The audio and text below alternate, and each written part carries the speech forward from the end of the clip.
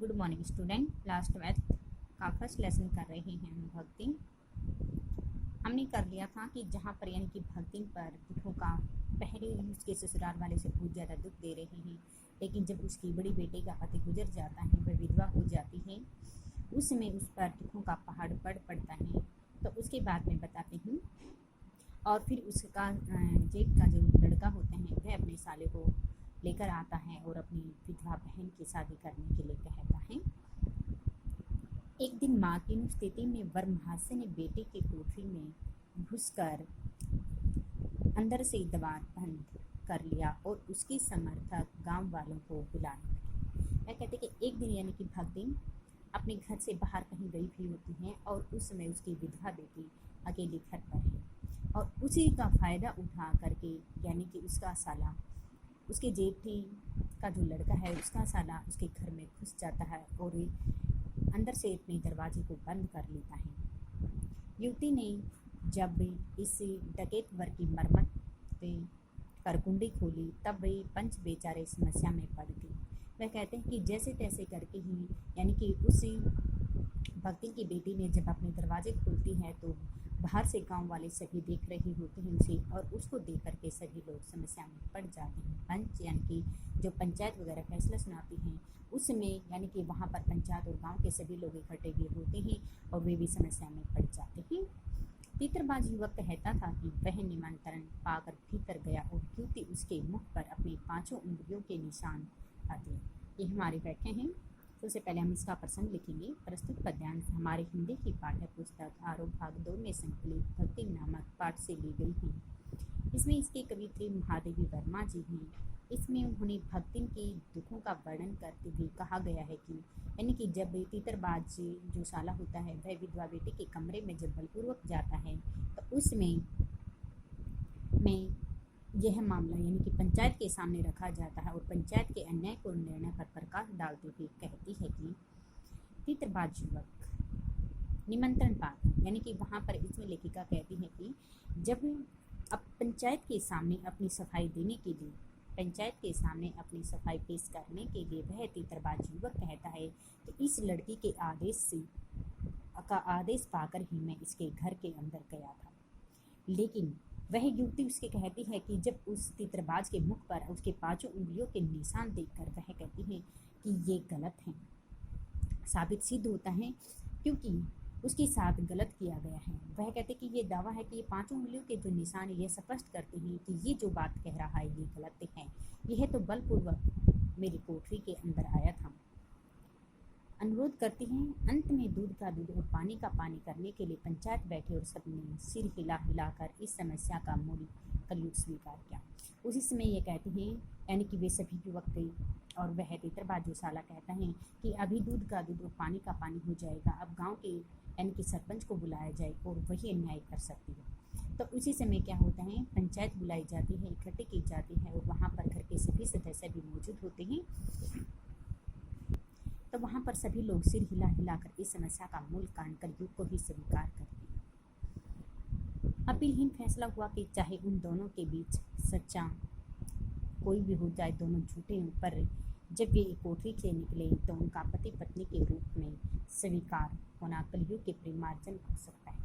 तो उसी समय पंचायत कहते हैं चाहे लड़की झूठ बोलते या लड़का झूठ बोलता है या दोनों ही झूठ बोलते हो, लेकिन हमने आंखों देखा जो दर्शन देखा है कि दोनों जब एक ही कमरे से बाहर आते हैं तो यह समाज के ऊपर यानी कि परिवार के ऊपर एक कलंक है और यह तभी मिट सकता है जब इस कोठरी से निकले यानी कि दोनों, लड़का वह तीतरबाज और वह लड़की, दोनों को पति पत्नी के रूप में स्वीकार करना पड़ेगा।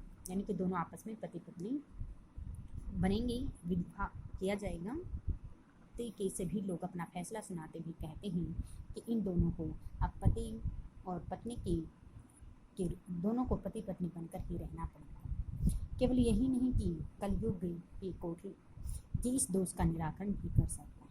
वह कहते कि क्योंकि इसका निराकरण, कलयुग का निराकरण, जो कलंक लगा हुआ है इस दोष का निराकरण सिर्फ यही सिद्ध हो सकता है, इसके सिवाय हमारे पास कोई भी उपाय नहीं है। अंत में इस लड़की अपमानित, दोनों ने कोट परिमार्जन करना, अपमानित बालिका ने होठ काट कर अपने मुंह से खून निकाले और माँ ने आगने नेत्रों से गले पड़े दामाद को देखा। उसी समय क्या करती है, जिस लड़की का दामाद को देखा, जिस लड़की के गांव में अपमान हुआ था, वह अपने दांतों को होठ से काट कर रह गई है, क्योंकि पंचायत वालों के सामने वह अपने शब्दों को नहीं कह सकती। और लेकिन भक्तिन भी उसी समय बहुत ज़्यादा क्रोधित है और क्रोधित दृष्टि से ही वह उस तीतरबाज को अपनी उस क्रोध भाव से उसकी तरफ देख रही है और अपने ही क्रोध को अंदर ही अंदर पी लिया है, क्योंकि यह रिश्ता भी अब सुख नहीं हुआ, क्योंकि ना तो वह पंचायत के सामने कुछ कह सकती है, ना उसकी बेटी और ना माँ, क्योंकि पंचायत ने यही फैसला सुना दिया है। और लेकिन जो भक्तिन की बेटी है और भक्तिन दोनों माँ बेटी उस लड़के से शादी करने के लिए खुश नहीं है।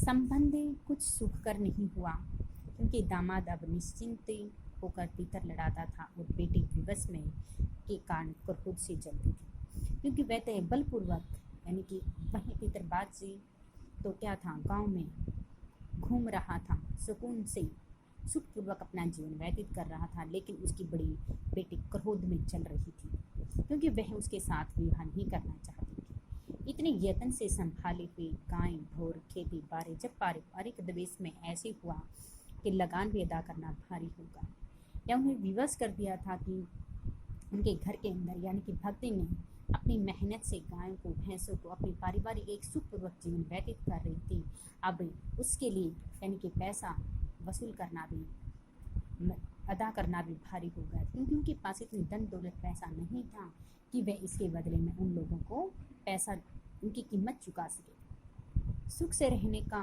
कौन कहे, सुख से रहने की कौन कहे। अंत में एक बार लगाने पहुंचने पर जमींदार ने भक्तिन को बुलाकर दिन भर कड़ी धूप में खड़ा किया। वह कहते कि अब तो उनका जो जीवन होता है सुखपूर्वक होने की बजाय दुख ही दुख पहुंच रहा है। जब भक्ति जमींदार को एक बार कर वसूल न कर सकी तो उसी समय जमींदार ने उसको अपने घर बुलाकर पूरा दिन कड़ी धूप में खड़ा कर दिया है, लेकिन उसको कड़ी धूप में खड़ा करने के पश्चात भक्ति इस अपमान को सहन नहीं कर सकती है। उसकी कर्मठता में सबसे बड़ा कलंक बन चुका है कि उसने अपने जीवन के अंदर आकर किन किन दुखों को सहन करना पड़ा है। अतः दूसरे ही दिन भक्ति कमाई के विचार से शहर में आ गई थी। जब क्या होते हैं फिर उसके बाद में भक्ति क्या कहते हैं, अपनी मेहनत करने के लिए मजदूरी करने के लिए अपने गांव से बाहर कहीं शहर में चली जाती थी, ताकि वह उनके लगान वसूल कर सके और सुखपूर्वक अपना जीवन व्यतीत कर सके।